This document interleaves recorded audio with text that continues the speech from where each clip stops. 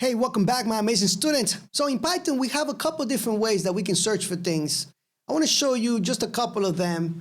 That way you guys are a little prepared for future programs that we're going to be creating, right? Or you will be creating. So let's say right now we have this list here of products, and I'm just printing out the products in the console. And I want to search for, apples in here. I want to find out if apple is actually in this list here. So I'll make sure that I spell it correctly, okay? And I can say if apples in products, simple as that, then I will find the product. So this item is in stock, as an example, right? So that now I can do this, and you can see this item is stuck, so we can find it. So you can find things like this, right? Just like with using a string here.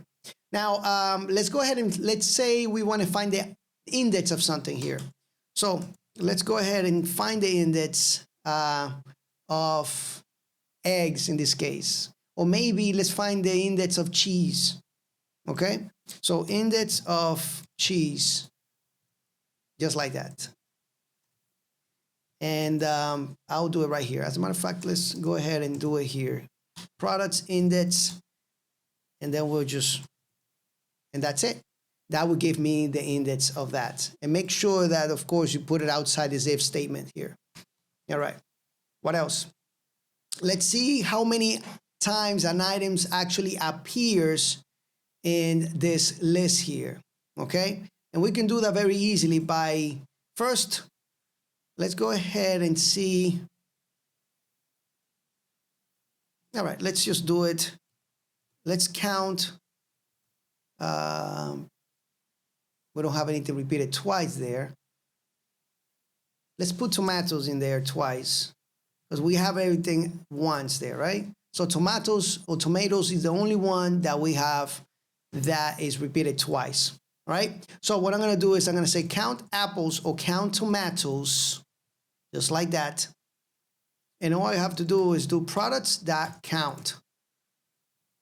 And I'll put here whatever I wanted to count, just like that. And let's go ahead for the fun of that, and let's print it out. And you can see that it says no 2 here. All right, that's one way of doing that. All right. Now in Python, this language is so awesome that you can do things. You can do the same thing multiple different ways, all right? Now, what I want to do in this one here, I'm going to do something a little bit more complicated. Let's go ahead and check our stock here, but let's do it differently here. Let's just, let's do checks here. And do milk. I'm going to create that variable called checks here because we're going to use that in a minute. And this would be bread. And maybe this would be banana, since I love bananas. And we can say, we can use this this function here called all, just like this. And this is going to return a Boolean value to us, either true or false, depending on what it finds. So what we can do is we can create we can do something like we did here, okay? Some type of check. And then we can also loop through it. All right, so for example, since this is a list, we have to loop through this, right? So we can say item, I'm going to produce this in a minute, but item in products, there we go, for item in checks, just like that, all right? So now this is going to give me a Boolean value back, and I can say, yes, they are in stock. Okay, so basically what I'm doing here, okay, is I'm looping through the to this list here. I'm going inside this list and I'm creating an item, okay, and I'm saying here, listen, if the item is in products, in this case products, okay, if any of these items are in products, then yes, print they are in stock.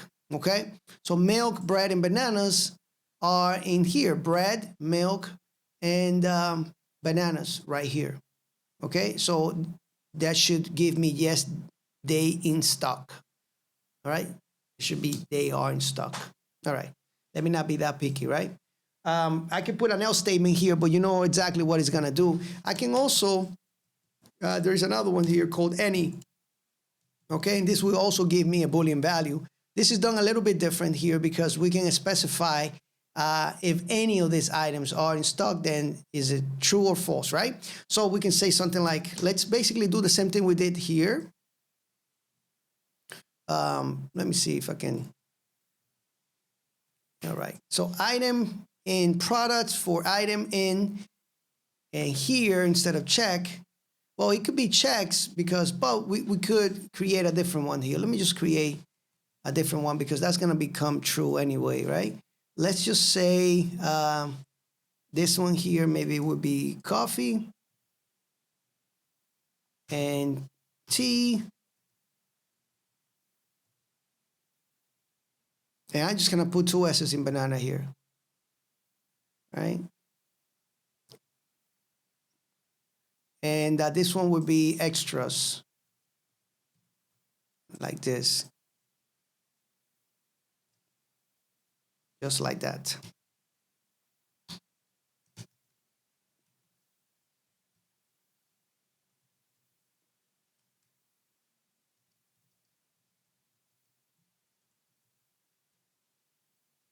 All right. And it says, yes, they are in stock. This item is in stock, but notice that I didn't get this one to print anything, right? Because we couldn't find all this in the products. We couldn't find them. But now, let's say we find bananas, right? We have banana there, we spell it correctly. Let's see what happens. And now you can see that it says, yes, one is in stock. So yeah, these are very similar here. This is for all the products, checking all the products. And this is to check if any of these products. All right. So these are some of the ways that you can actually search for things within lists. This should give you a little bit of practice and mastering when we are searching for items. We're going to take this further though. Let's continue. I'll see you guys on the next lecture.